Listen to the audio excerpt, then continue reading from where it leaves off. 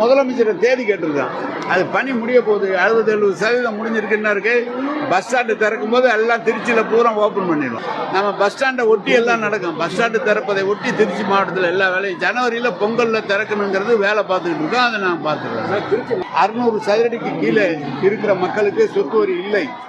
600 1200 சதுரடி இருக்கிறவர்களுக்கு 25% 35% என்றும், 1200 1800 வரை 50% என்றும், 1200 2400 வரை 70% 75% என்றும், பெரிய வசதி படைத்தவர்களுக்கு 100% சொத்து வரி என்று நிர்ணயம் செய்யப்பட்டது.